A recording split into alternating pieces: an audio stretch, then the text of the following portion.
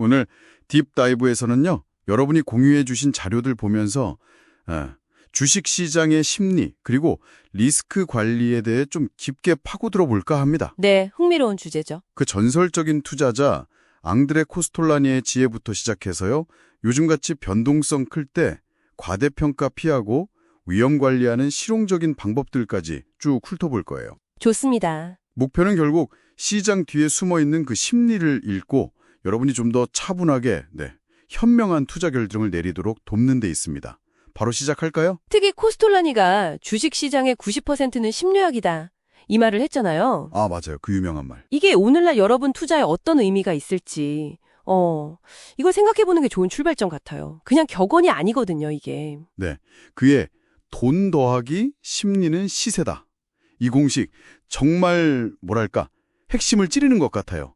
그 유명한 달걀 이론도 있고요. 네네, 달걀이론. 아주 간단히 말하면 남들 다 외면할 때 사서 모두가 막 열광할 때 팔아라, 이런 역발상인데, 근데 여기서 코스톨라니가 절대 빚내서 투자하지 말라고 엄청 강조하잖아요. 맞아요. 아주 강하게 얘기했죠. 그 이유가 빚이 없어야만 시장이 시끄러워도 자기 소신, 그러니까 심리적 안정, 이걸 지킬 수 있다, 이렇게 본 거죠. 바로 그겁니다.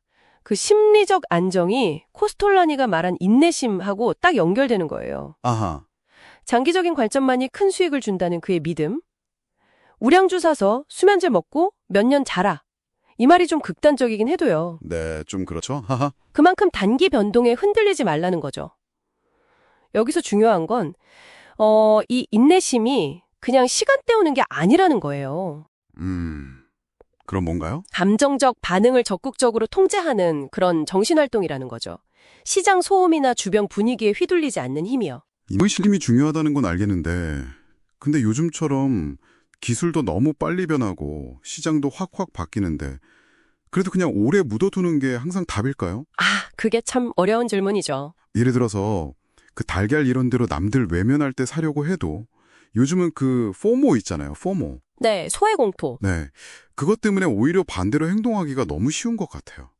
다들 막 열광하는데 나만 뒤처질까 봐 그냥 뛰어들고 싶은 그런 심리적 압박이 세죠. 아주 정확하게 보셨어요. 바로 그 지점이 코스톨라니가 말한 심리가 이성적인 판단을 얼마나 쉽게 이겨버리는지 보여주는 예거든요. 그렇군요. 그래서 필요한 게 뭐냐? 감정에 안 휘둘리게 도와주는 객관적인 도구들. 여러분 자료에도 나온 그 PSR 같은 거요. 주가 매출 비율. 네, PSR. 그리고 PEG, 주가 이익 성장 비율. 이런 지표들로 지금 시장이 얼마나 뜨거운지 차갑게 숫자로 한번 재보는 거죠. 감정 말고요. 그렇군요. PSR이 높으면 매출에 비해 주가가 좀 과하다는 신호일 수 있고, PEG는요? 자료 보니까 1보다 높으면 고평가 가능성이 있다는데 좀 더 설명해 주실 수 있을까요? PEG는 현재 주가를 미래 이익 성장률 전망하고 비교하는 거예요. 근데 1부터 높다고 그냥 고평가네 이게 아니고요. 네. 그 근거가 되는 이익 성장률 추정치가 과연 현실적인가 이걸 비판적으로 봐야 해요. 예를 들어서 그 회사의 과거 실적이나 경쟁 상황, 또 산업 전망 이런 걸 다 따져봤을 때 그 성장률이 정말 나올 수 있나? 아니면 그냥 분석가들이 너무 좋게만 본 건 아닌가? 이런 판단이 필요하죠. 단순해서 숫자만 볼 게 아니네요. 그렇죠. 그 숫자가 나온 맥락을 읽어야죠. 맥락을 읽는 것 중요하네요. 그럼 언론에서 막 너무 관심을 갖는다거나 묻지마 투자 분위기 같은 거, 이런 시장의 전반적인 심리 상태도 같이 봐야겠군요. 당연하죠. 자료에서 배당 수익률 얘기도 하잖아요. 너무 낮으면 고평가. 근데 반대로 10% 넘게 너무 높으면 이거 배당 계속 줄 수 있나? 이걸 의심해 봐야 한다고요. 네, 맞아요. 이 모든 지표랑 시장 분위기를 종합적으로 봐야 합니다. 특히 FOMO 같은 강한 심리가 어떻게 이성적인 분석을 그냥 무시하게 만드는지 그걸 아는 게 중요해요. 결국 이것도 코스톨라니가 말한 심리 게임에서 이기려는 전략인 거죠. 수익을 높이려면 결국 위험도 커지는데, 그래서 리스크 관리가 필수적이다. 자료에선 2가지 분석 도구를 소개하네요. 시나리오 분석하고 민감도 분석. 네, 시나리오 분석은 말 그대로예요. 여러 가지 미래 상황, 예를 들어 경기가 안 좋아진다거나 금리가 오른다거나 이런 게 내 투자에 어떤 영향을 줄지 최선, 최악, 보통 이렇게 나눠서 미리 따져보는 거예요. 약간 투자 비상 대피 훈련 같은 느낌이네요. 맞아요. 딱 그런 거죠. 그리고 민감도 분석은 특정 변수 하나, 뭐 예를 들어 환율이 1% 바뀔 때 내 수익이 얼마나 변하나, 이렇게 어떤 요인이 투자 결과에 얼마나 큰 영향을 주는지 재보는 거고요. 아하. 이런 분석들이 그냥 잘 되겠지 하는 막연한 기대 대신에 잠재적 위험을 딱 보고 그럼 어떻게 대비해야겠다. 이걸 생각하게 도와지는 거죠. 여기서 여러분 스스로에게 한번 물어보셔야 해요. 나는 정말 최악의 시나리오에도 대비가 되어 있나? 생각할 거리가 많네요. 그리고 마지막으로 우리 안에 그 심리적 함정들, 예를 들어 근거 없는 낙관주의나 확증 편향 같은 거요. 이거 경계해야 한다고 하죠. 확증 편향은 그냥 내 생각이 맞다고 믿는 거랑은 좀 다른 거죠. 네, 좀 더 적극적인 거예요. 확증 편향은 내 원래 믿음이랑 맞는 정보만 막 찾아요.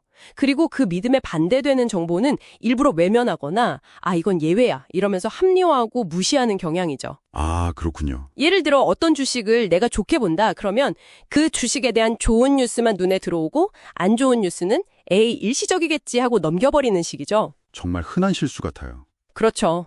이걸 극복하려면 첫째, 객관적인 데이터에 기반해서 결정하려고 노력해야 하고 둘째, 일부러라도 내 생각과 다른 의견을 좀 들어봐야 해요.